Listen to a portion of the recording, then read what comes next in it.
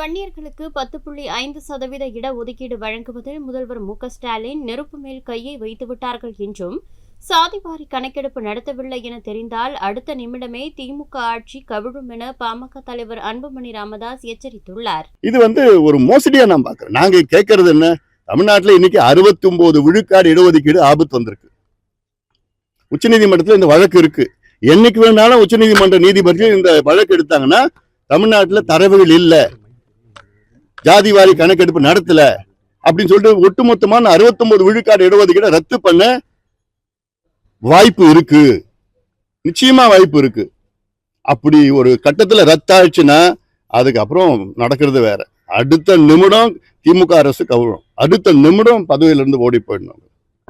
அதெல்லாம் சாதாரண பிரச்சனை இல்ல. அதெல்லாம் அதுதான் நான் தொடர்ந்து சொல்லிட்டு வரேன். நான் எடுங்க கணக்கெடுப்பு நடத்துங்க. பீகார்ல நடத்தினாங்களே, பீகார்ல அதிகாரம் இருக்குது இல்லைன்னு எப்படி சொல்ல முடியும்? நீங்க பீகார்ல அதிகாரம் இருக்கு, எடுத்தாங்க. பீகார்லுடைய உயர் நீதிமன்றம் அதை ஏத்துக்கிட்டாங்க, இந்தியாவுடைய உச்ச நீதிமன்றமும் அதை ஏத்துக்கிட்டாங்க. அந்த கணக்கெடுப்பு எடுத்துக்கிட்டாங்க.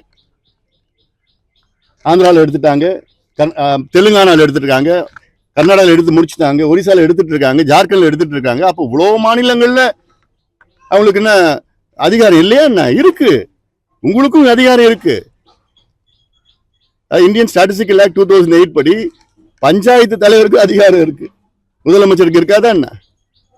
அந்த அதிகாரத்தை பயன்படுத்தி இந்த கணக்கெடுப்பெல்லாம் நடத்தி எந்தெந்த சமுதாயத்துக்கு கிடைக்கலையோ, 30, 40, 50 ஆண்டுகள் எந்தெந்த சமுதாயத்துக்கு வேலை வாய்ப்பு இல்லையோ, எந்தெந்த சமுதாயத்துக்கு கல்வி இல்லையோ, அந்த சமுதாயத்திற்குலாம் இந்த கணக்கெடுப்பு நடத்தி அவங்களுக்கு கொடுக்கணும். அதுதான் சமூக நீதி. அதுதான் எங்களுடைய நோக்கமே.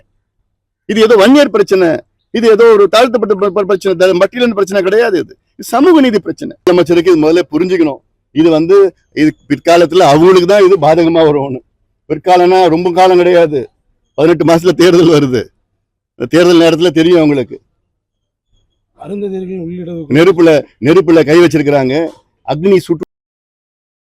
செய்திகளை உள்ளது உள்ளபடி தெரிந்து கொள்ள ரெஃப்ளெக்ட் நியூஸை சப்ஸ்கிரைப் பண்ணுங்க.